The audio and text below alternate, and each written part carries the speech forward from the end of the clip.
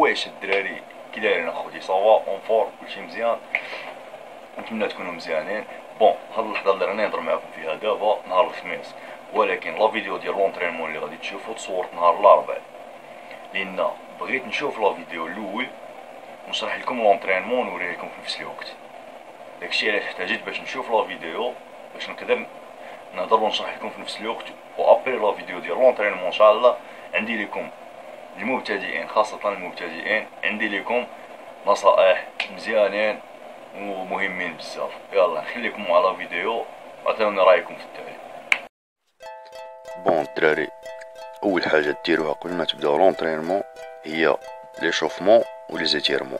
نختاروا واحد زوج تمارين ديال داك الجروب مسكولار اللي باغيين نخدموه، واحد زوج تمارين نخدموهم فيهم واحد 3 سيري ديال 20 ريبيتيسيون لكل تمرين، يعني غادي يكون عندنا 6 ديال لي سيري ديال 20 ريبيتيسيون. ابري نديرو لي زيتيرمون، نجبدو مزيان داك الميسكل اللي بغينا نخدموه وكاع لي موسكل اللي دايرين بيه واللي كيعاونوه. انا قبل ما نبدا لونطرينمون اللي غادي تشوفوه كنت خدمت 3 سيري بارفيكس لقدام، خدمت 3 سيري ديال 15 ريبيتيسيون، والرابعه خدمت فيها ماكسيموم، درت فيها يمكن 18 ولا 20. دابا نبداو لا سيونس ديالنا. هنا ليكزارسيس الاول خدمت تيراج تراكسيون لور للظهر اون سوبرسات مع روينغ بريز ديال سيغ، يعني يديا مجموعين. الاول كيخدم العرض ديال الظهر يعني لا لارجور، والتمرين الثاني كيخدم لابيسور، كنخدم اون سوبرسات باش نشوكي الميسكل مزيان. ونحاولوا دائما اخوتي نركزوا على لا كونتراكسيون اكثريه في التمرين الاول اللي كتجبد لبرا مور العنق، هذاك نحاولوا دائما نركزوا على لا كونتراكسيون، يعني نجي نزيروا الميسكل وما نركزوش على الثقل. الا تقلنا فيه غادي نفرعوا المفاصل ديالنا. بالنسبه للتمرين الثاني كيركز بزاف على العموريه ديال الظهر، يعني ليبيسور ديال الظهر دو بروفيل.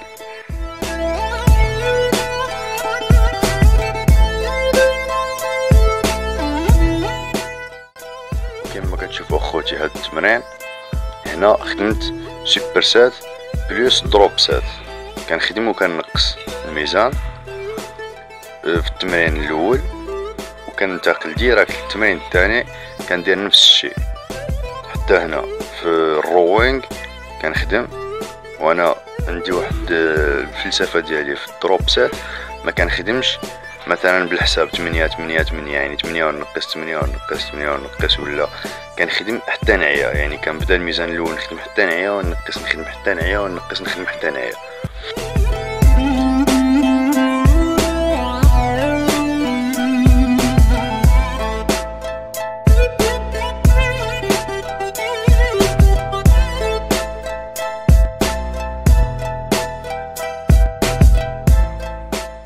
شويه بوزينغ.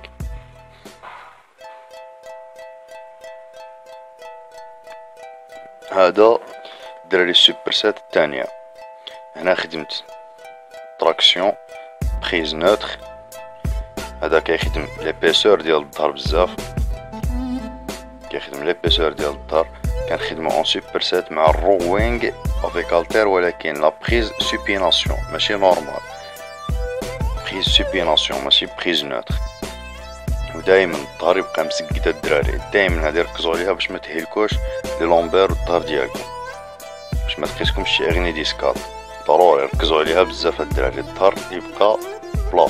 وما كنخدمش رجلي على الكرسي باش يكون عندي واحد يعني يكون عندي واحد الستابيليزاسيون كبيره، يعني باش نكون كيفاش نقولوا يعني باش نشد راسي مزيان في الخدمه ونقدر نهز واحد الثقل اللي كبير.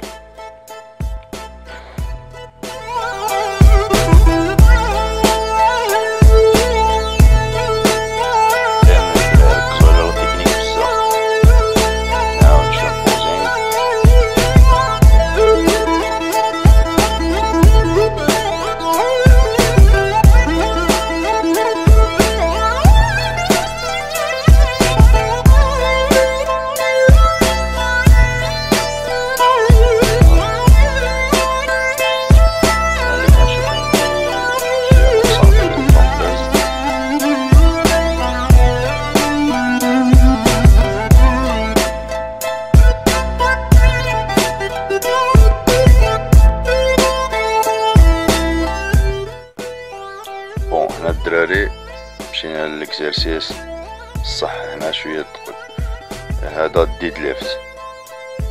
هنا بديت ب90 كيلو. دائما الدراري الحزامه ضروريه، الا ما ديرش الحزامه ما تخدمش بميزان ثقيل. الحزامه ضروريه كما راكم تشوفوا هنايا. لا تكنيك خصها تكون دائما بارفيت، يعني الظهر مسقد، كتهود كطوي رجليك. لابار ما كنقيسهاش مع الارض لان كنخدمش كروس فيت ولا باور ليفتينغ. دونك دائما هذه هي الخدمه، لا تكنيك بارفيت. ما تقيسش لي ديسك مع الارض. هنا انتقلنا للميزان الثاني 110 كيلو. دائما الدراري دائما ركزوا عليها بزاف. لا تكنيك خص لا تكنيك تكون بارفيت الدراري، ضروري اكثر في هذا الاكزرسيس. بيان سور ما رانيش نوريكم كاع لي سيري وكاع لي ريبيتيسيون. هنا زدت الميزان، انتقلت ل 120 كيلو ولا 130 كيلو. 130 كيلو. وكما كتشوفوا راني لابس البوندات في اليد. دوك البوندات ضروريين بزاف اخوتي. دوك البوندات كيعاونوا بزاف، كيخليوك لافونبرا ما تخدمش، يعني الثقل كامل، الخدمه كامله كتمشي لي لومبير. والحاجه الثانيه يعني كتخليك دائما كتخدم، تقدر تهز واحد الثقل اللي زايد. هنا مشينا للتمرين الاول ديال لي بيسابس. هذا بالنسبه لي انا من احسن التمارين ديال البيسابس، وهذا من التمارين القليله اللي كتخلي البيسابس تجبد. كيخدم لي تيرمون ديال البيسابس.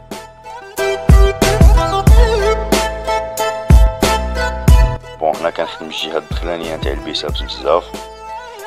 هذا التمرين الثاني انا خدمته بخي سيغي باش نخدم الجهه اللي على برا ديال البيسابس.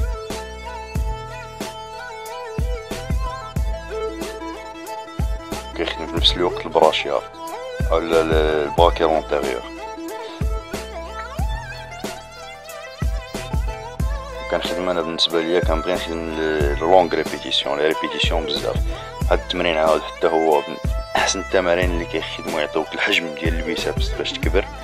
وكيخدموا البراكير انتيريور ولا البراشيال، داك الميسكل اللي ما بين البيسابس والتريسابس اللي كيعطيك البيك ديال البيسابس باش تكون داك البيسابس طلع بزاف. وهنا دائما اخوتي ركزوا بزاف باش لو كود ديالكم يبقى دائما اون ليني مع الكتاف، ما يبقاش يسبق الفوق ولا يتجبد. التمرين التالي خدمت بلاكورد مارطو، باش خدمت في لاكورد هكا بلا بولي باش تكون لا طونسيون كونتينيو. وكنخدم بزاف البراشيال اكثر من البيسابس، البراشيال والبراشيو غاديال، يعني المسكل الكبير ديال لافونبرا اللي الفوق.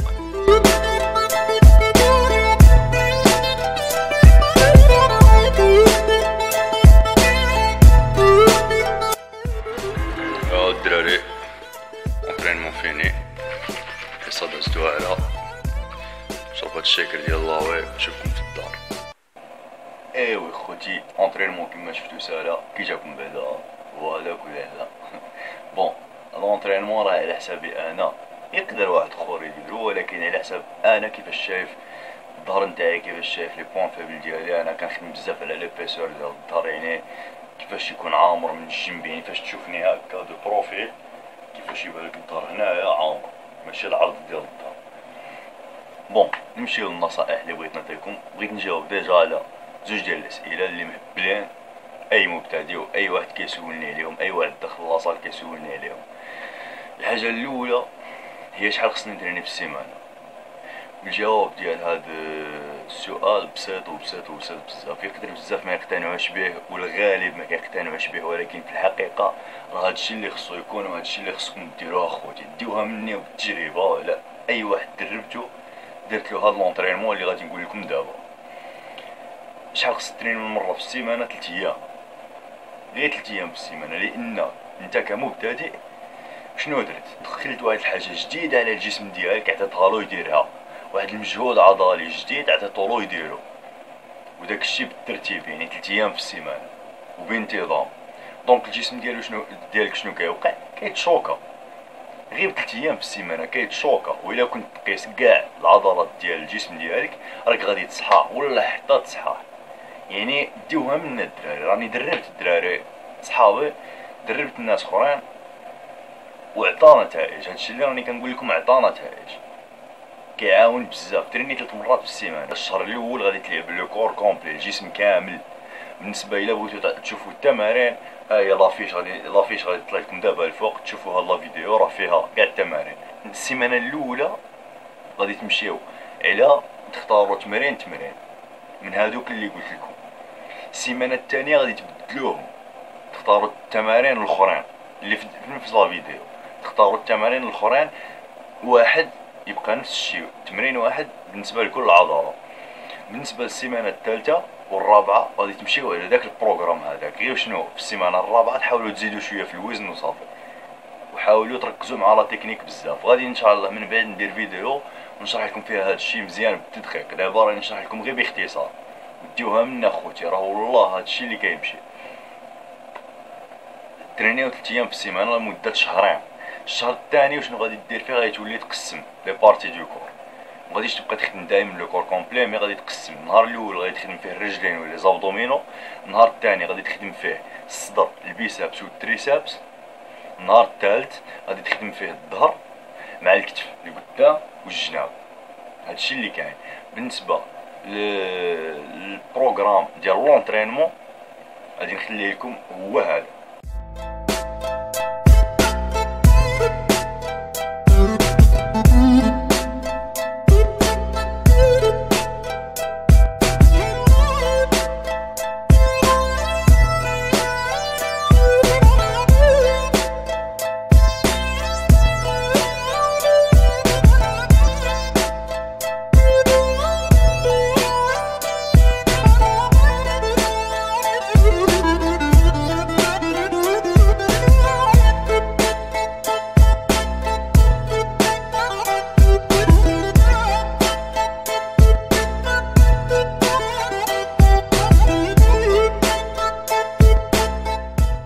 هذا ديال الشهر الثاني. بالنسبه للشهر الثالث الفوق غادي تبقاو تخدموا 4 ايام في السيمانه. ها هي لا فيديو راني كنت شرحت فيها كيفاش ترينيو. بالنسبه للسؤال الثاني هو واش نقدر نصحح، يعني يكون عندي ان كور اتليتيك رياضي مزيان، التريكو الكسوه كتجي معايا مزيانه، كنبان رياضي، بنادم واقف كيما كنقولوا، سمحوا لي، بنادم واقف، يعني لاطاي ديالك مزيانه، باينه لك كتريني، تكون مزيان بدون مكملات. اخوتي ديوها مني شهر ولا شهر ونص بلي بديت كناكل يعني مكمل غذائي من غير رمضان، بلا ما غاديش ندخل في اش من نوع ديال المكملات الغذائيه اللي مزيان وشنو اللي ماشي مزيان. هذه غادي ندير عليها فيديو بوحدها. انا كنهضر على المكملات الغذائيه. انا فوقاش كليت المكمل الغذائي كناكلو كيلا في رمضان، لان ما كنقدرش ندخل السعرات الحراريه اللي خاصني، ما كنقدرش ندخل النسبه ديال البروتين اللي خاصني في النهار، دونك كنعاون بالبروتين فقط الا في رمضان. من بعد رمضان كنحبس الكومبليمون اليمونتير، كناكل الماكله. الا كنت كتاكل مزيان بروتين طالع عندك في النهار، الكربوهيدرات عندك مزيانه طالعه في النهار، راك غادي تصحاح ولا حتى تصحاح. تعاون تزيد بالفروي مثلا كاع الخضر اللون ديالهم خضر باش يعني لي فيبر، يكون عندك لي فيبر، زيد دي فيتامين كدا، هادشي مزيان. ولا حتى تصحاح ولا حتى تكون مخير وتوصل لواحد لو كور واعر. واصلا في الاول فاش كتكون مبتدئ، نهضروا على الغالبيه تاع المبتدئين، تقريبا نقدر نقول كلشي في الاول فاش كتبدا ما كيكونش عندك واحد النسبه ولا واحد الكتله عضليه اللي كبيره، اللي تحتاج واحد النسبه كبيره، واحد الكميه كبيره ديال البروتين باش تتغدى. دونك كتكون خاصك واحد النسبه اللي قليله ديال البروتين اللي تقدر توفرها بالتغذيه ديالك. مثلا انا في الاول فاش بديت شنو كنت كناكل من البروتين؟ 4 تاع البيضات وزوج قوابس ديال الطون، ما وصلتش فيهم بزوجهم، ما وصلش فيهم 120 غرام. وكنت ناكل شويه الروز، كنت ناكل الروز بزاف، كنت يعني ما كاين والو، وصحاحات وصلت لواحد النيفو مزيان. ابري بقيت كنطلع شويه بشويه في الماكله لحد الان توصلت دابا يعني الماكله نتاعي مزيانه، كنوفر واحد الكميه اللي كبيره تقريبا 200 غرام ديال البروتين كنوفرها غير بالماكله. يعني الا كانت التغذيه ديالك مزيانه راك غادي تطلع وغادي يكون عندك ان كور واعر اتليتيك، لي زابدو ديالك مزيانين، لي برا ديالك غادي يكبروا ويكونوا مزيانين ويتبان عليك بانما كتريني انكور اتليتيك واعر. يكذب عليك شي واحد اللي يقول لك راك ما تصحاحش بدون مكملات. بزاف اللي عنده هاد الفكره هادو جوج اسئله اللي بساط نورمالمون، ولكن الاغلبيه كنشوف ديال المبتدئين كيسولوني عليهم واش نقدر نصحح بدون مكملات، شحال ندير مره في السيمانه. هادو جوج اسئله اللي بساط. دونك الدراري كيما قلت لكم راه ممكن توصل لواحد الهدف وواحد النتيجه اللي زوينه بزاف بدون مكملات.